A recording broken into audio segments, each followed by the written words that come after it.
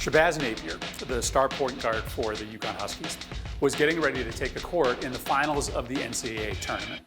But he clearly had more than just the game on his mind. In response to a question about the rights of college athletes, he revealed, There's hungry nights where I'm not able to eat, but I still got to play up to my capabilities. There are hungry nights that I go to bed and I'm starving. Think about that. This is a player who helped generate millions and millions in revenue for the college sports industry. He helped make coaches and executives filthy rich. And there were times where he didn't have enough to eat after a practice or a game. It's really disturbing. And it's not some isolated incident. A recent study found that 1 in 4 Division I athletes often have trouble affording enough food to keep from going hungry. In the college sports industry, the rich adults, the conference presidents, the coaches, the industry CEOs, they have all the power.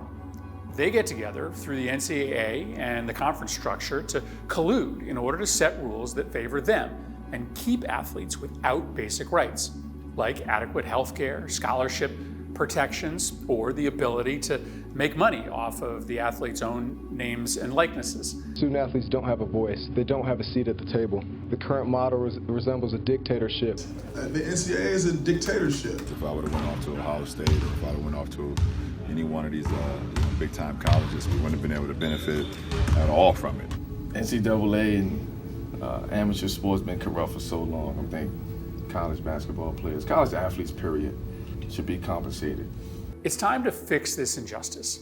It's time to give college athletes the power to collectively bargain for a better deal. And let's be clear, they're employees. They put in dozens of hours a week between games and practices. They put their bodies on the line to bring in massive profits for their colleges, their conferences, the NCAA. And just like employees, they receive compensation in the form of scholarships and stipends. And just like employees, they lose that compensation if they refuse to do the job. But the current law makes it almost impossible for the athletes to prove that they are, in fact, employees and thus deserving of collective bargaining rights. That's why I'm introducing legislation, the College Athlete Right to Organize Act. This is a matter of basic fairness. But let's be honest, it's also a civil rights issue. In sports like football and basketball, which generate the highest profits, the athletes who can't join together and negotiate are almost overwhelmingly young black men and women, while the executives and coaches who are allowed to collude in order to rake in those huge profits are largely white. This is a huge injustice. Listen, I love college sports. And as a UConn fan, it was awesome watching Shabazz Napier upset the odds over and over again that year on the way to a national championship, our 4th, by the way.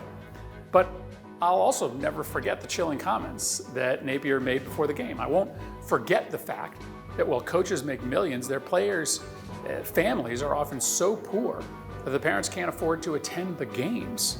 Call your member of Congress and ask them to support the College Athlete Right to Organize Act. It's time college athletes finally have the power to change the NCAA for the better.